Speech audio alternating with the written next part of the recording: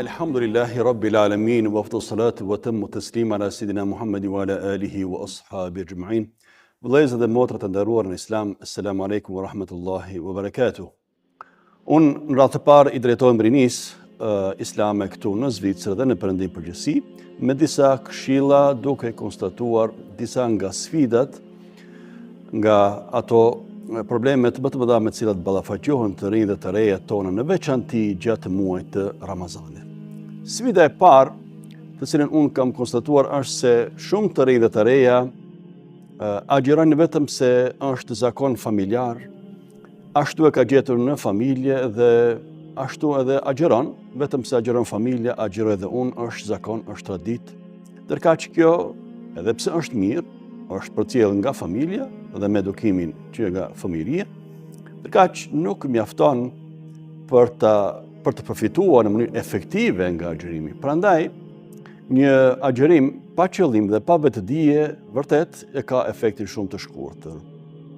Një sugjerim nga ana ime për të rinjtë dhe të rejet është që të lexojnë pak më tepër, të dëgjojnë pak më tepër, të thellohen më tepër, të kuptojnë kuptimin, rëndësinë dhe urtësitë e agjerimit. A thua pse agjerojmë, për kë agjerojmë dhe çfarë përfitojmë ne në rast të parë. Duke shkuar gjithnjë në drejtim të asaj që çdo urdhër të Zotit ne fillimisht e zbatojmë vetëm se është urdhër i Zotit, sepse ai di më së miri për çfarë kemi nevojë ne.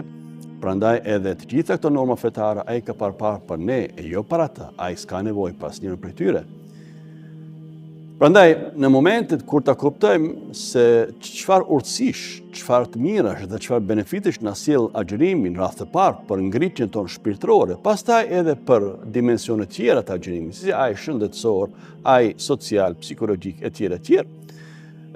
Besoj që atëherë do të jemi më të përgatitur, më mirë të aftësuar, më kompetent, më vetëdijshëm se çfarë jemi duke bërë dhe për çfarë jemi duke u angazhuar.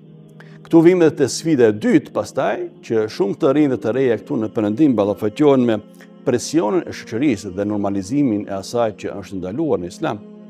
Kështu që shumë të rinj të cilët agjerojnë vetëm se është zakon, duke mos qenë të vetëdijshëm, duke mos pasur ndonjë qëllim të caktuar të agjerimit, atëherë këta edhe sfidohen shumë kollaj nga të tjerë që janë musliman, ose edhe nga të tjerë të cilët ndoshta edhe tallen me Islamin ton ose edhe me agjerimin ton. Prandaj, shumë e arsyeshme është që në këtë momente të rinj dhe të reja tona të mos turpërohen pse janë musliman dhe muslimane, por të mburren me Islamin e tyre.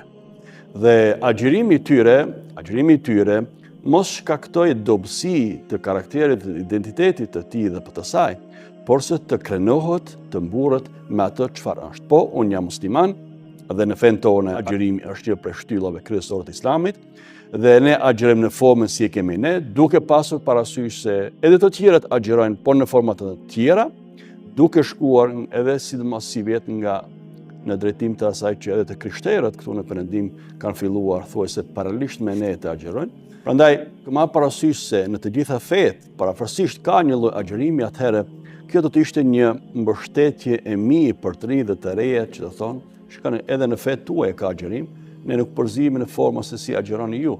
Prandaj edhe të kishim respekt, presim respekt nga ana juaj për agjerimin tonë siç agjerojmë ne. Natyrisht, duke pasur parasysh që muslimanët dhe muslimanët ketë kujdes gjatë agjerimit që spaku nga aspekti higienik, higjienës së gojës, edhe të molisjes, të lodhjes etj. Gjitha këto të mos i vëjnë në plan të parë, sepse me këtë e dëmton veten edhe ibadeti që është duke bërë, porse të sillet dhe të paraqitet si njëri që të cilin ky ibadet nuk e lodh, porse e forcon në karakterin dhe në anën shpirtërore të tij.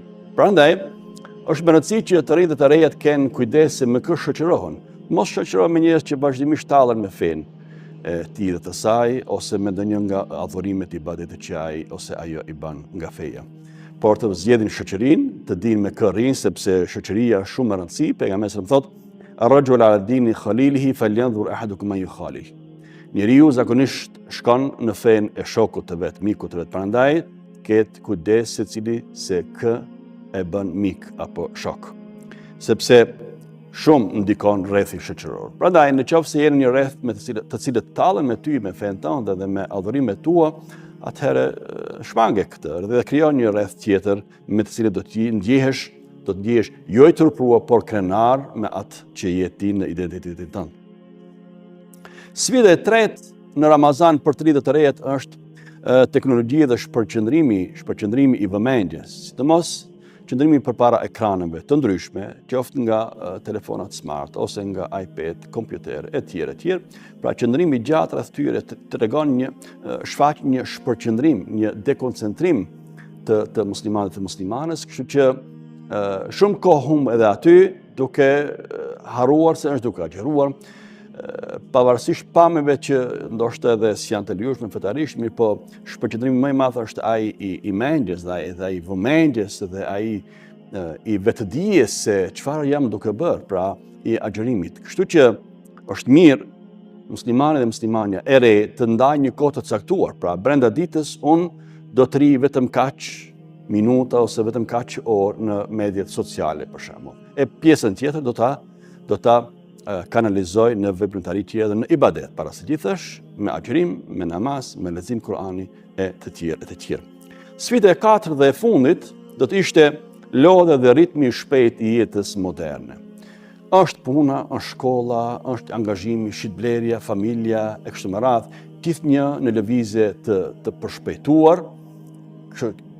Kjo shfaq një farë ritmi të intensifikuar të lëvizjes dhe të jetës. Prandaj është mirë që besimtarët dhe besimtarja, sidomos të rinjtë dhe të rejet, kanë kujdes të krijojnë një farë balanse, një farë baraspeshje midis të gjithë atyre, sepse edhe pejgamberi sallallahu dhe muslimanët më të mëdhenj, figurat më të mëdha të historisë islame, edhe ata kanë agjeruar, kanë falë namaz, mirë po edhe kanë kryer shumë shërbime të tjera të mëdha, shoqërore edhe politike, ekonomike e tjera. Prandaj një krijim i baraspeshës midis agjerimit, ibadetit, namazit, leximit të Kuranit, pushimit, rekreimit, qëndrimit me familjen, punës të kështu me radhë, një baraspeshim i mirë është ai që të jep edhe një sukses në këtë drejtim. Dhe për fund unë dua të them që Ramazani nuk është një muaj i cili ne prej nesh pret të bëhemi perfekt, të pa gabueshëm.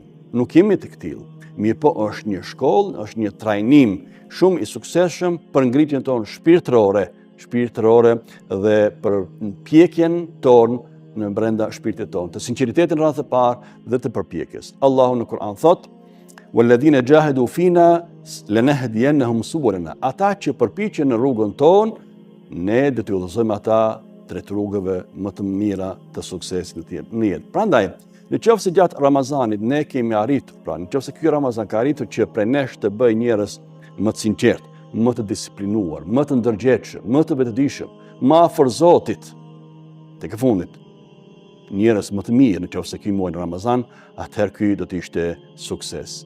Allahun e lutim që të gjithë neve na pranoj agjerimet tona, ibadetet tona dhe nëpërmjet këtyre ibadeteve ne të ngrihemi si individualisht në aspekti ynë shpirtëror, por edhe në mënyrë kolektive, në mënyrë sociale. Kështu që të mirat, begatitë e Kur'anit dhe të Islamit ty shfrytëzojmë dhe të shohim në mënyrë të përbashkët edhe jo individuale. Allahu kabul agjerimin dhe çdo formë tjetër të ibadetit.